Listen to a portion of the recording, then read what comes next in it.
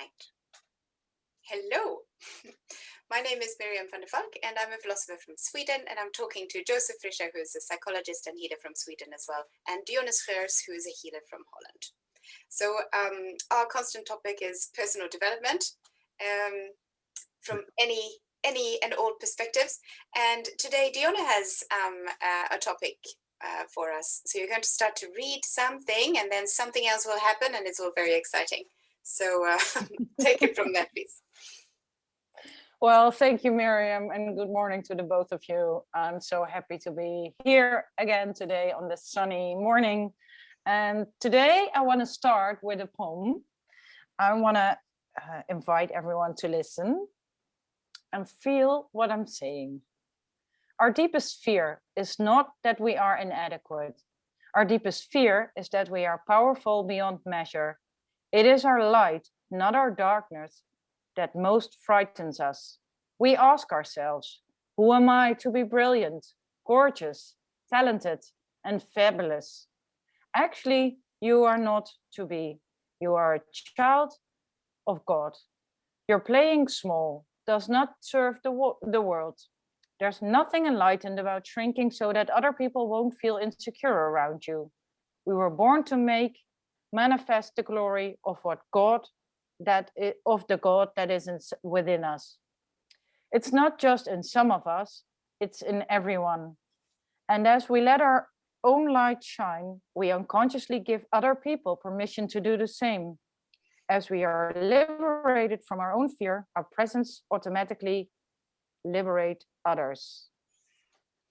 And this is from the famous Marianne Williamson. And it was such a beautiful, striking poem or text that Mandela used it for his inauguration speech. And the reason why I bring it up today is because fear is such a well-known emotion, and especially now during the pandemic, it's even more present and even more felt by everyone on the collective level. And the reason why I bring it up is because I know for myself, I struggled with fear a lot. And I always thought I had a fear to die, but I don't have a fear to die or of dying. I realized, no, I have a fear to be great. I have a fear to stand out. I have a fear that people would reject me for my talents. And recently I came across the phenomenon, the Jonah complex. And I had to think of Jonah and the whale. And of course I had to share that with the both of you, and both of you came up with some parallel thoughts and trail of thoughts. So I'm very curious. I really want to hear the both of you on what I just shared and on the Jonah complex. Josef, Miriam, hello. Hello. Hello. I think this is a very important, especially this time, of because of okay, maybe a year, because I feel that also in myself and also around myself is the people are afraid actually to succeed or to go on. They want to because it's too much suffering into that. Probably I don't know what it is, because they want to go back into something that is closed and things are kind of according to some kind of that you have your food and small things, and even if you are closed inside, it's even better for some people, to go out and give yourself out. And I don't know if you, right now there is this Jewish holiday coming up, which is called actually to get out of Egypt. And Egypt in Hebrew means actually stifled, something that is closed. That's the word, Egypt. So some of the people don't want to go out of the, and even if the people got out with Moses to the out of Egypt, lots of the people wanted to go back because, and that's what I feel also, it's a lot of people wanted to go back to the small things, to be in some kind of stifling and narrow things, because that's what they are used to, and they feel more secure in going in this kind of prison thing, and to go out and to make something out of yourself, to go out in the desert. That's a bit harder thing, because then you have to challenge yourself. You have to challenge yourself, and that's the big thing, because yeah, people want to have somebody else who tells you what to do. It's crazy, but that's how it is with most people. I'm sorry to say that, No, because it's true. Miriam, sorry. Yeah. Yeah. I was just thinking about the Exodus and leaving Egypt every year, and always thinking, what kind of stifling situation do I need to leave this year? What am I going to focus on now? What is my Egypt today? And the thing is, I mean, we have this strange idea that you would prefer better the devil you know than the devil you don't know, because you kind of think that I prefer my own misery to a misery that I don't know anything about. But the thing is, when you leave Egypt, the sea will part for you, and it will help you cross. And you will notice there was no other devil. That is what will happen. Then the enemy within, actually. Yeah, I mean, the sea will part for you so that you can cross. You just have to decide that you're going to leave. Yeah. That's all you need to decide. And the sea will part, and it will close again on your enemies and your devils. When they try to leave. There's no way. This is like the archetypical story of humankind. This is what happens when you decide to leave Egypt. And what Maslow has to say, sorry for you. Yeah, sure. But what Maslow says about this Jonah complex, we all have impetus. So we all have actually we all have the how do you say, the potential to thrive. We all could do to the best of our ability. That's our inner drive. That's impetus. However, as humankind, we carry a cross, like we only come from a place. So it seems like we come from fear of dying or fear of life. So it's either we follow, we move away from the fear of dying, or we move away from the fear of life. And it makes either we don't take the risk, or we take too many risks.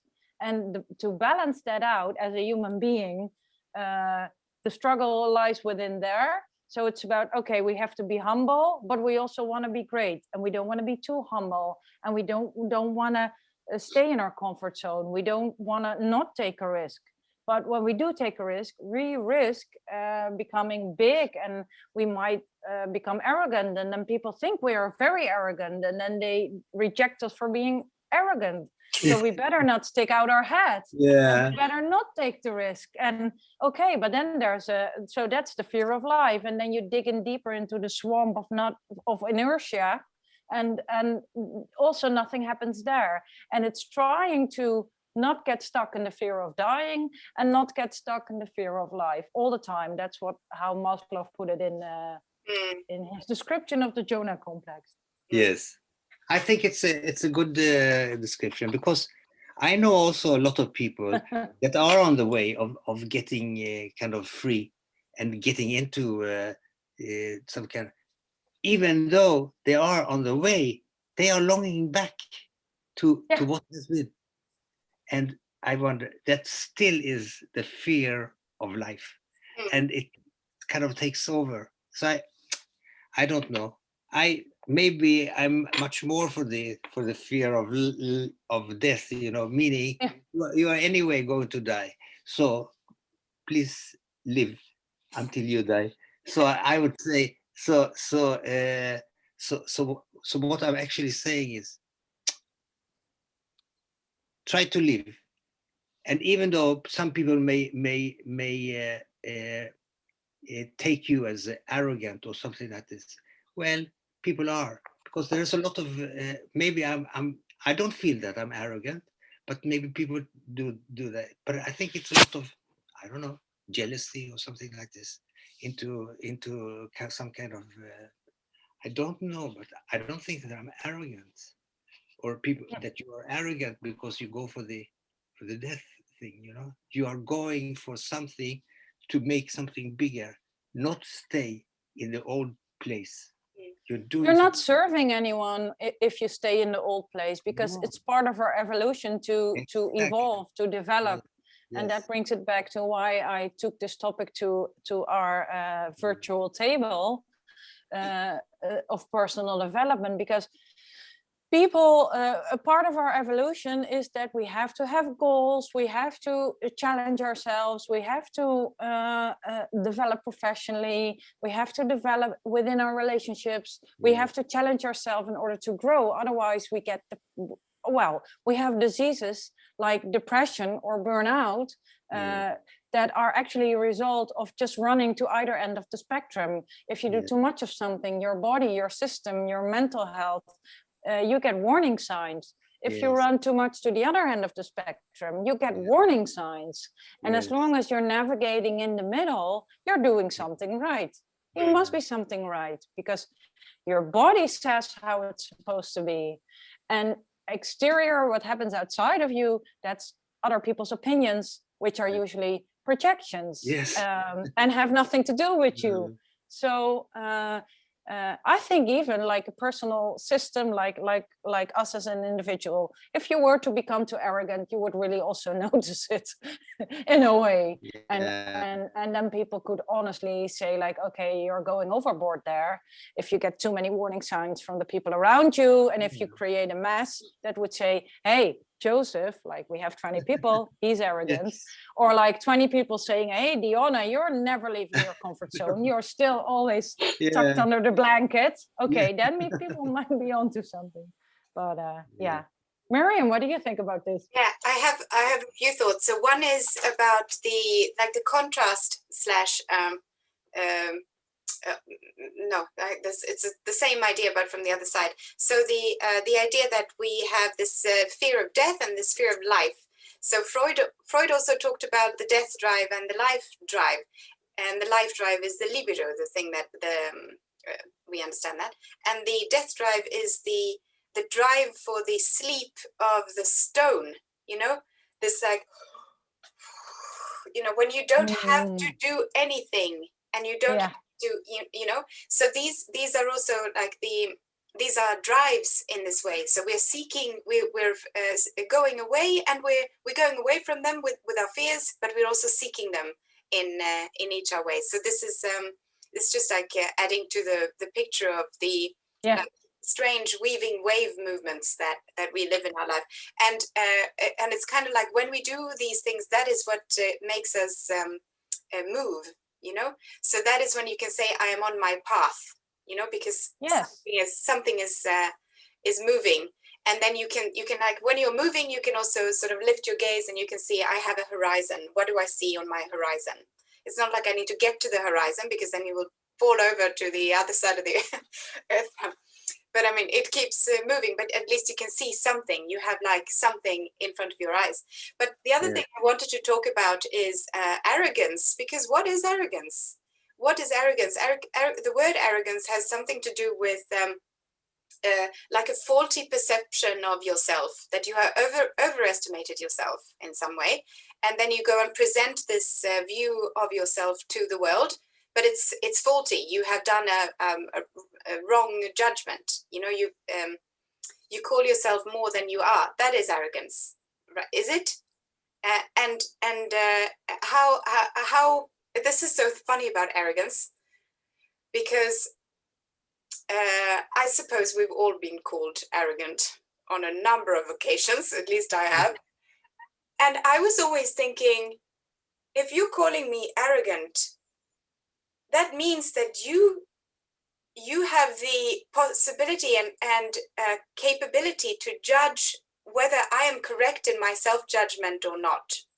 How arrogant is that? You come and accuse me of arrogance when you claim to be the better judge. right? Yes. Yes. That's what I mean with it. It is always a projection of some kind. This could be a projection of grandiosity from the other party.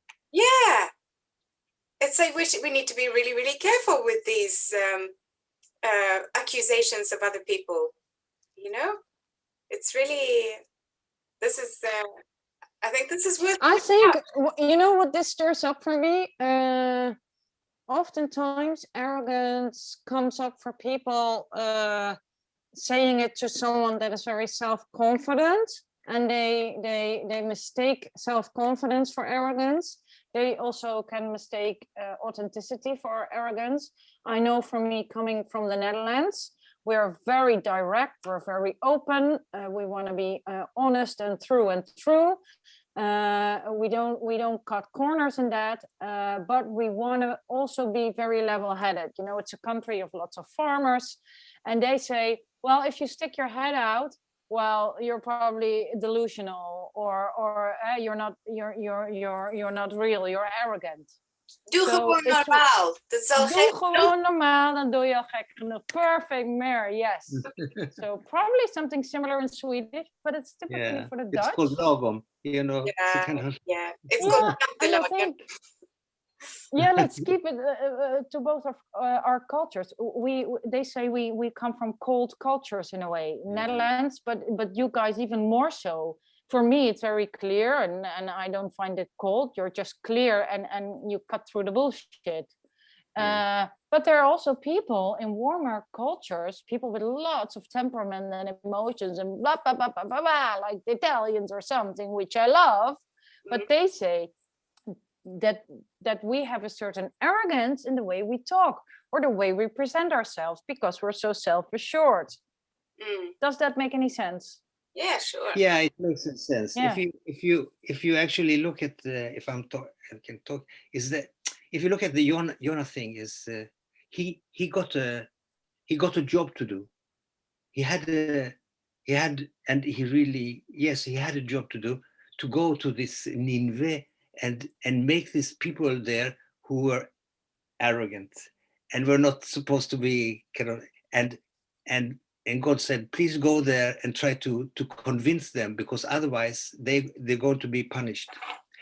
And he was afraid. So he kind of fled to other places until God says, well, you have to go there. And he went into the fish took him into his belly and spitted him out in the area. So he goes there, and suddenly what happens is that he has this ability to make the people change their views, change their and make themselves actually a good people.